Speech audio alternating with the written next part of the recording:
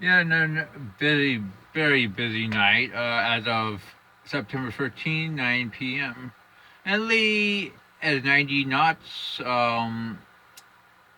on the recon data I've seen, and the AC's of latest advisory. Um, Flight level winds at 700 millbars are 105 knots, and so yeah, I mean, it's still supposed to around 90 knots. Still a fairly decent storm. I mean, last few days we've been dealing with EWRC. Um,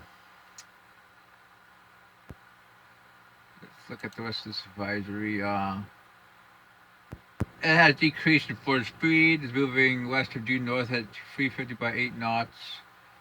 The steering pattern for the hurricane is essentially unchanged from the previous few advisory. A 500 millbar trough moving into the northeastern United States and a mid-level ridge near eastern Atlantic Canada should cause air to move generally northward at a faster forward speed during the next couple of days.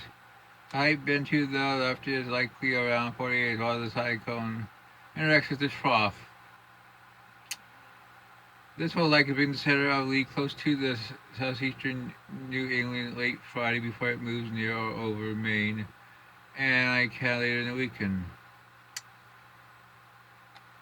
It will encounter a significant increase in shear, somewhat drier air, and will probably weaken pretty good.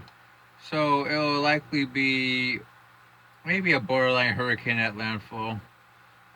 We can show you the track northward, which is in line with the models. Definitely going to weaken. And it's definitely east of where we were thinking last night, maybe a little bit. Less likely to hit the United States, more likely Atlantic Canada. Next we have Margaret, which is weakening, getting sheared. I mean, um, yeah, going to weaken to a below hurricane in about 60 hours. 50 knots at 120. Definitely less favorable environment, but models holding it around for the next 5 to 7 days, so could be around wrong. We look at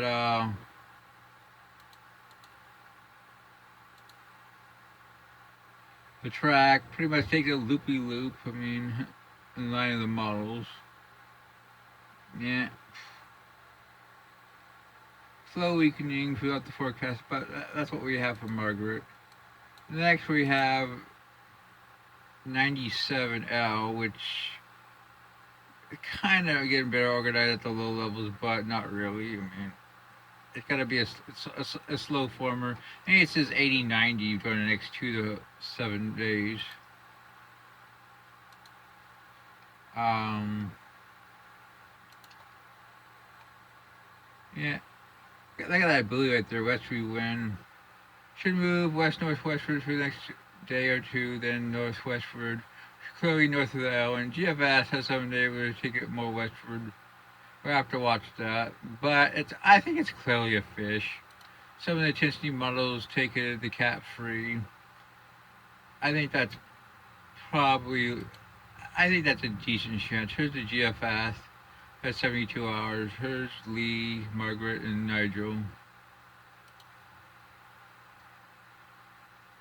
992 at 120 hours. Um, 966 at 120 hours. 144 hours, 949. So it could get quite strong. We're thinking it has a potential to become major. Um, we look at the CMC. At the same time, it's 991, much weaker. We're only gonna go out. We're only gonna go out 7 days. Forecast 980 for the icon.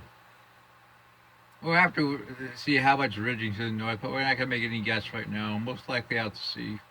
94E has an 8092. And this system really is becoming better organized. You have convection forming, concentrating near the LSC. And it should move west to west, west, west. Um, Possibly, most likely south of Hawaii during the next few days.